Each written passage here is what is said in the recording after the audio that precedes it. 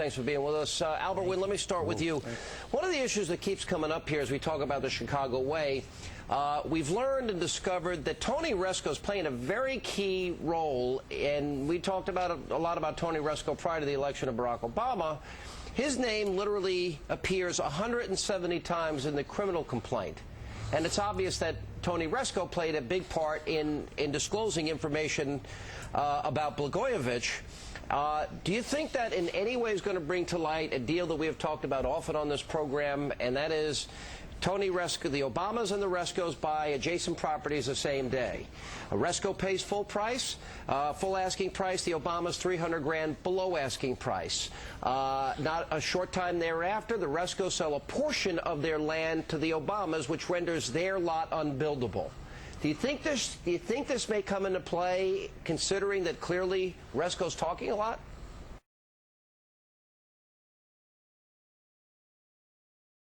I'll go to Senator Santorum on this. Now, the complaint did not say Barack Obama was not involved. I've read the whole complaint. What the complaint actually said, Senator Santorum, is there's no allegation in the complaint. Now, a prosecutor is not going to give all the information they have, and certainly more information is forthcoming.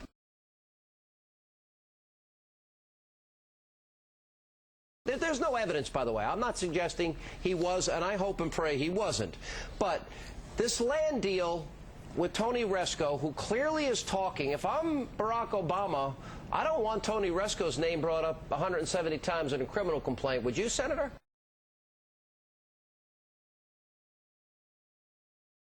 Let me go to John Kass here. You know, it seems like conservatives are doing backflips to try to somehow tie Barack Obama invoking Tony Rezko and invoking whatever they can, something that was adjudicated November 4th. Do you see any link here that's worth pursuing? The link, first of all, Obama has promised the Chicago Tribune at our editorial board meeting that he would keep Fitzgerald here, right, working in Chicago to fight corruption. Secondly, the guy who was not at the Obama news conference today was the fellow who's usually at his left immediately, Rahm Emanuel. I wonder why he wasn't there. Maybe he could have answered some questions about what was going on. What are you suggesting? What do you think Rahm Emanuel knows that has to be answered? Well, what I would suggest is if I were Barack Obama, it wouldn't take me, several days to get an answer. All I'd do is turn and say, Rahm, David, you guys know anything about this? I'd ask them.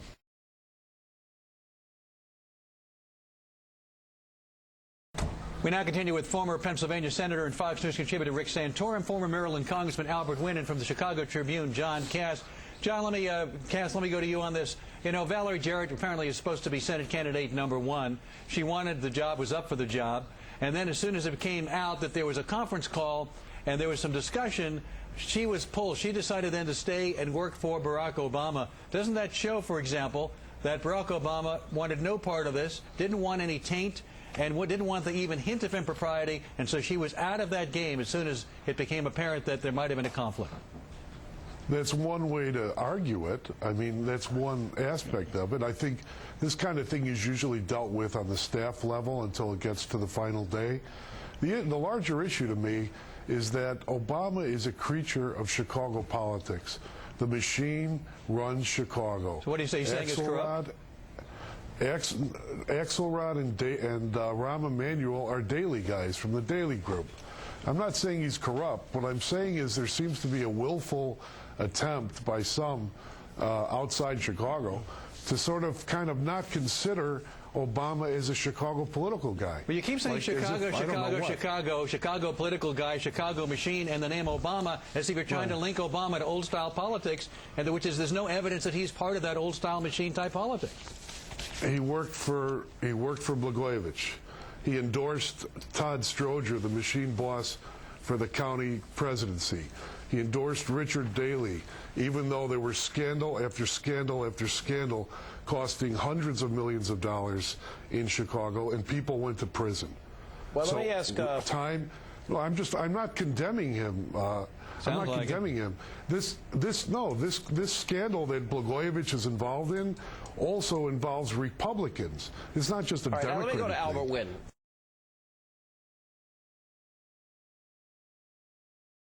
a Republican thing. Albert, let's stay on this idea of, you know, what we call the Chicago way. Does any of this bother you? Does, you know, starting his political career in Ayers home bother you? Does sitting in Reverend Wright's church? I have to tell you. Hang on a second. Let me finish.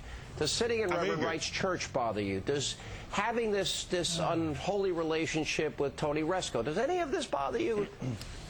Let me tell you what bothers me. What bothers me is the appalling lack of evidence that you guys have about this whole issue. There's nothing here. I didn't say. I didn't ask you that. Do you think it's appropriate? But that's the issue. Wait a minute. That's the issue. I mean, just calling off names, Jeremiah you Wright, don't like to hear this. Do you think does that improve ratings? Because it doesn't have anything to do with this case. It has to do with this. It has nothing to do with this case. It actually does. It has to do with honesty. The president-elect has spoken. The FBI has spoken. Let me tell you what it has to do with, Congressman. And you guys are dragging up Rezko, the Reverend Wright. Well, I'm just, you know, every scare tactic you can think of that has no relationship to this case. I'm not going to let you filibuster. We don't have enough time. But look, if sitting in Reverend Wright's church is good judgment in your view, if going to Bill Ayers' house is good judgment for you, if buying a home with Tony Rezko is good judgment for you, I just respectfully, Congressman, relax. I agree with the voters. I have a different point of view. I voted for Barack. The voters overwhelmingly supported President-elect Barack Obama. I'm not saying that, but the only thing I am saying, the jury is in on that issue.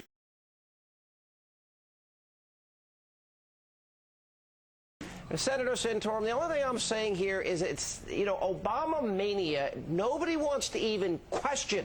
You can't even raise the question. He's friends with Blagojevich.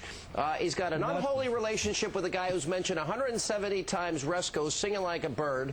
And I'm just thinking, if I'm Barack Obama, I don't like any of the characters I've been hanging out with for decades. That's all. Well, and I think the point that was made by the reporter here is that, you know, his closest aides right now are two Chicago Pauls that are very, very tied to the Daily Machine. And the fact of the matter is that, you know, that question that Alan asked about the woman who was vying for this Senate seat, I mean, what I take from that is something was said during that conversation. It said, we better get away from this. Yeah. But that means they knew something was going on. It means they got away from it. But they knew something was going on and didn't do anything. Thank you, Senator. Appreciate it.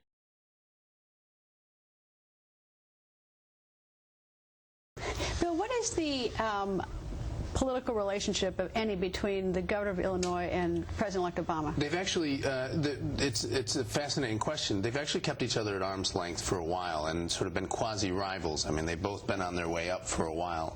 Blagojevich has taken going in a different direction now. Yeah, I mean, they're going different ways now. The last couple of years, though, Blagojevich has been absolutely radioactive, and one thing that the president-elect has been very careful about all the way up his chain from the South Side to the State House and now in the White House is to find a mentor, make the next step, and then burn that bridge backwards. So they've actually had a fairly arm's length relationship. The problem that the president-elect has is that between Blagojevich and the president-elect, there's just a lot of friends in common. It's a small world in Chicago politics, and he can't. And as you watch him on the screen, as your viewers watch him, I'm not sure that you're looking at a guy who's convinced that everybody on his staff stayed away from Blagojevich. Well, one of the people who was key to his election to President-elect Obama's is David Axelrod. That's right. And David Axelrod has a history with the governor. David Axelrod goes back to Chicago politics to 1983 when he helped get Harold Washington elected. So it's a guy who knows what cigar smoke smells like, for sure. But it's even deeper and more fundamental than that. Valerie Jarrett, the chief of staff and the would-be senator that Barack Obama was backing to replace him, was chief of staff to Mayor Daley. Rahm Emanuel, the current White House chief of staff, was the guy who replaced Rod Blagojevich in Congress.